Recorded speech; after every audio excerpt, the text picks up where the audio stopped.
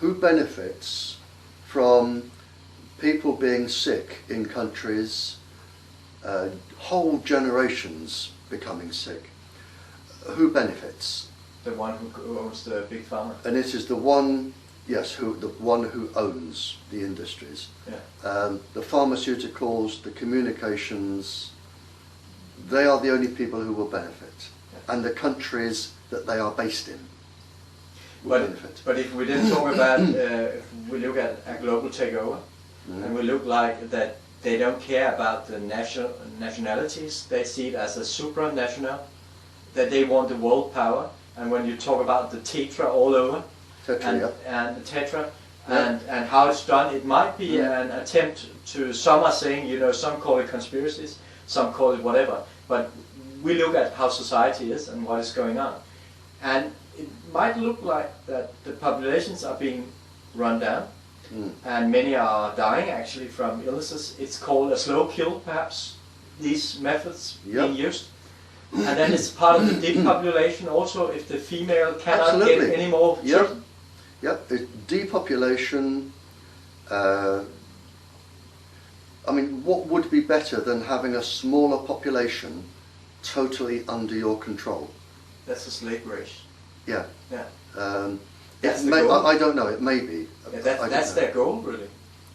So, yeah, this is where we're going anyway. And if you can manipulate the royals who control the countries, it's a bit like at the end of the war when the Americans, when Japan surrendered, they kept the emperor because the emperor controlled the people, and the Americans managed, if they could control the emperor, they would control the country. Yeah. And here, if you control the royals, you control the country. Which is simple. I mean, the first thing the mobile industry do when they move in is they go for the top people. Yeah.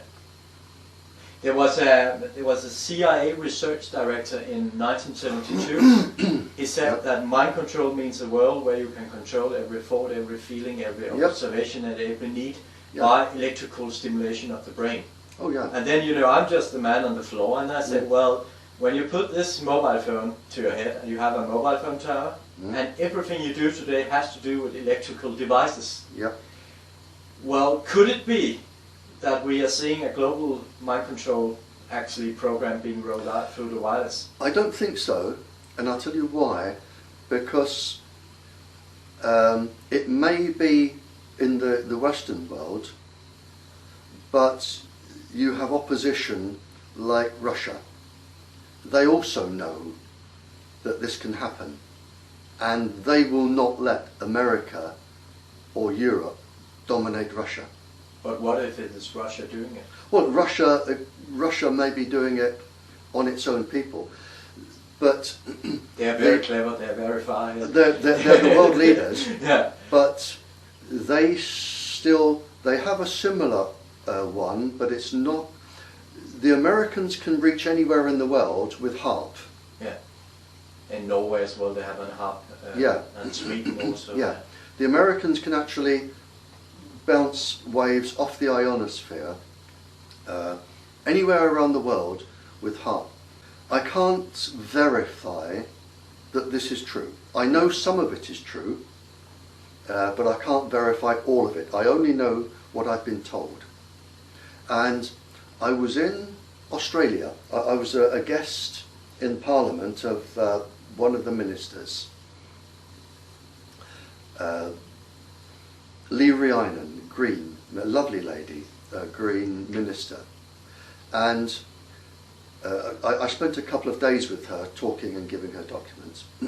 And it's one of these big black car turns up at the hotel.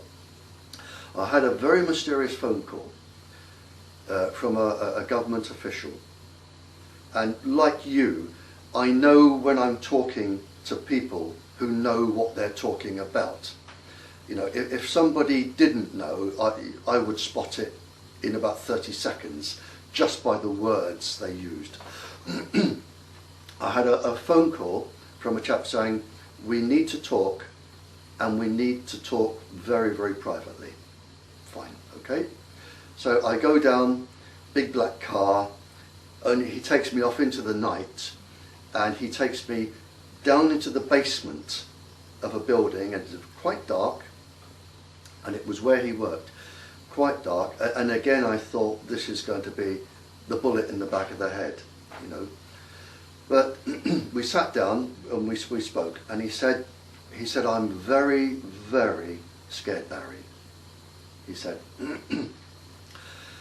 said, we've reached the situation now where with HARP that can reach anywhere in the world. He said, years ago, and I knew this to be true because I was told it before, you know if somebody has a heart attack and their heart stops, you can put the things on it, go dunk, and it starts the heart. He says, we now have bacteria, as you have, like with the great plagues going back the years. Bacteria can lie dormant in the soil for hundreds and hundreds of years, and they can be reactivated. We know sometimes you get grave diggers, if they are digging a grave that was a grave before and somebody was buried there from the plague. Sometimes you can even get bubonic plague, which is now easily treated with penicillin. But the bacteria can come back with the frequency of light.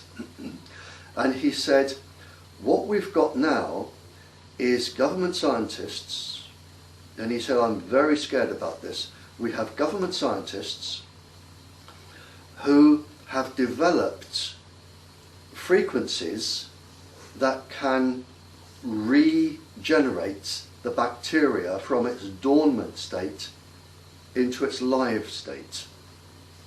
He said, now think of the implications. He said, if I want to come to your country, I can just drop bacteria. Let's say I want to cause a wheat devastation, or cattle, a disease in all of your cattle. He said, all I've got to do is come to some of your farms, walk over the farms, drop the bacteria, and come back. Then, just using the frequency, you can, from HARP, you can bounce the same frequency around the planet, or use towers. You can reinstate, activate the bacteria, and you have mad cow disease, you have wheat disease, you have tree fungus. He said you can devastate a country's economic value at the push of a button. He says you can bring total devastation to the farming or the livestock of trees, whatever. You can totally devastate a country. And he said it can get even worse, because inside dormant bacteria you can have dormant virus. And when the bacteria come to life, the virus will come to life. And virus can stay dormant longer than bacteria.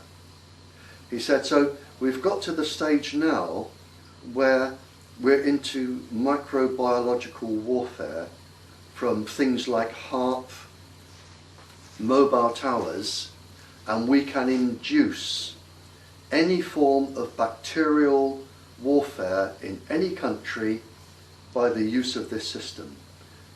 He said, and it is so easy now, and this is actually up and running. He said, it is so easy now to bring total devastation and economic ruin to any country by microwaving it and bringing the bacteria to life. Can you say what nationality, without mentioning a name, just what nationality was he? He was Australian, okay. But he got the research, I think he got the research from a joint venture between the British and the American governments. Yeah. And there was actually something on the web, so it wasn't secret at the time. There was something on the web that somebody sent to me where it says we can now regenerate yeasts by electromagnetic pulses. We can regenerate yeast, and in yeast you can put bacteria, and in bacteria you can put viruses.